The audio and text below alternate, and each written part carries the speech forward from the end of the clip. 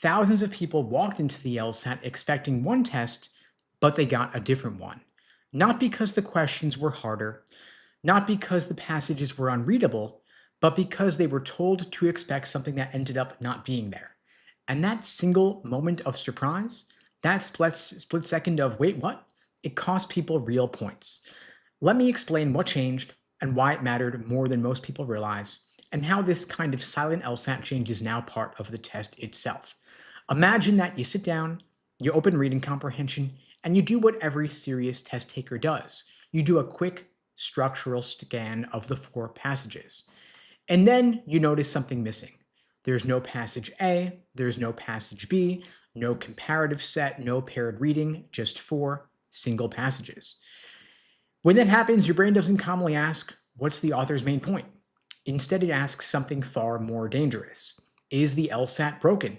Did I miss something? Did LSAC screw up?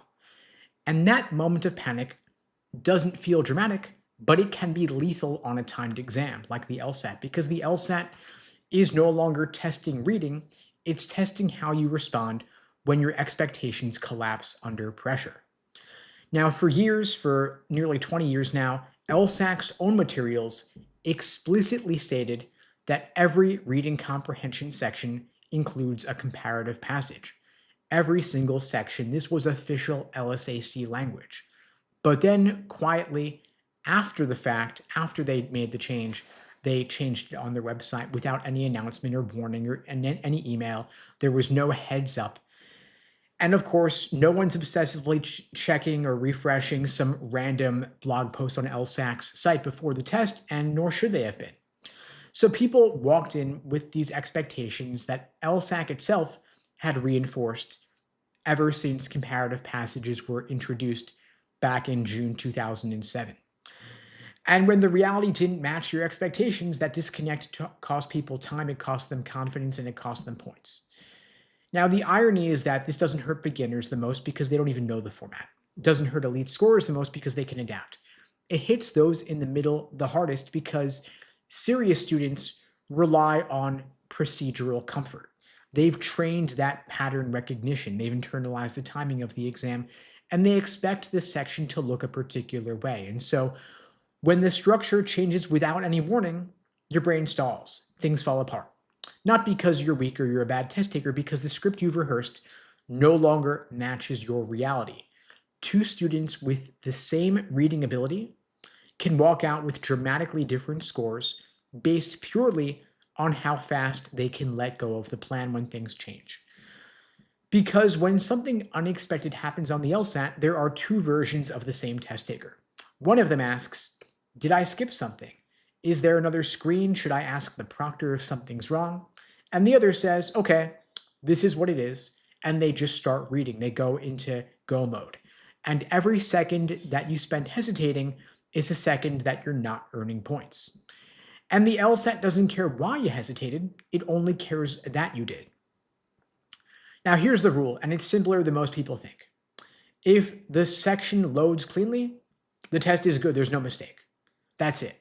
You do one fast structural scan, you confirm what's there, and you deal with it. And you stop searching for what is not coming. You're not there to verify the test format. You're there to take the test that they give you.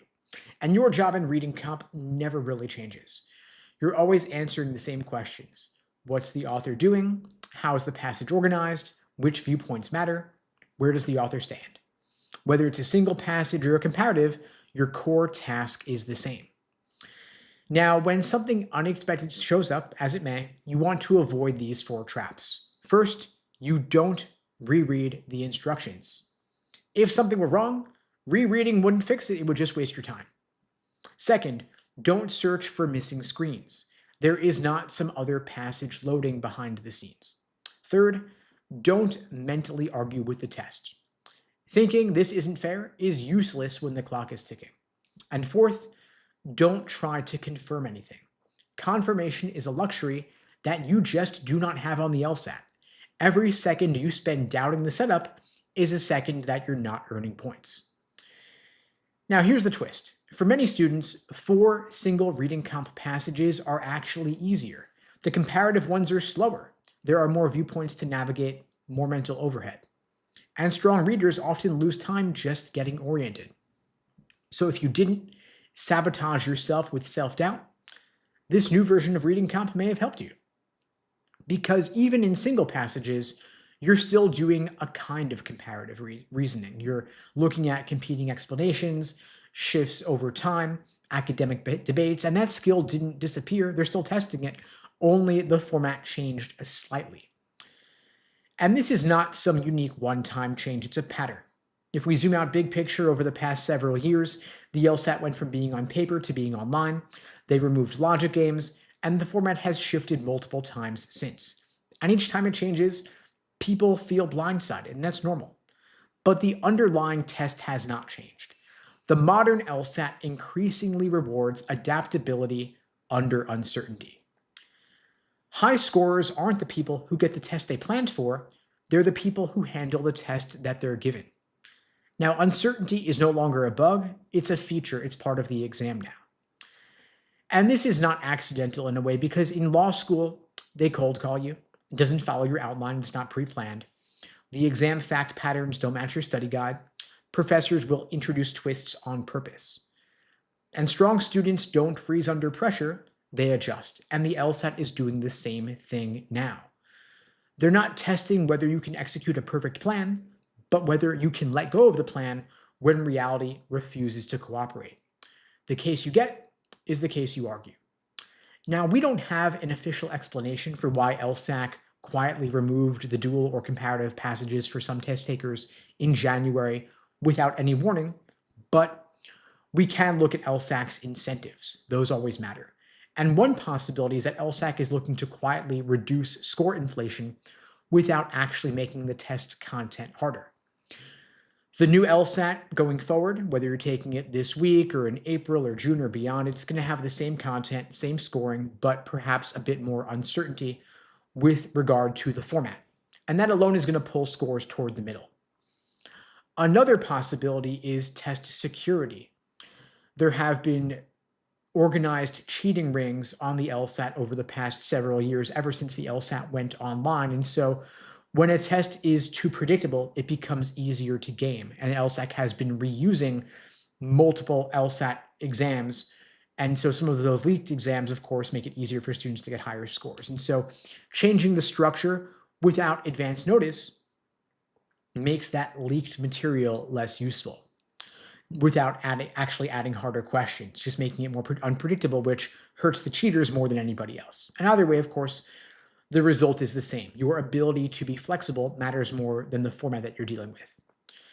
So here is the mindset shift that will ultimately protect your score no matter what changes.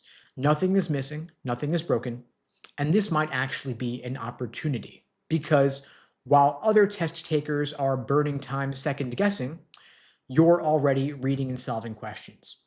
And that's how these LSAT format changes will stop costing you so many points and start becoming an edge for you, because the LSAT you're taking now is not testing whether you memorize the structure, it's testing whether you can perform calmly when the structure changes without asking for permission.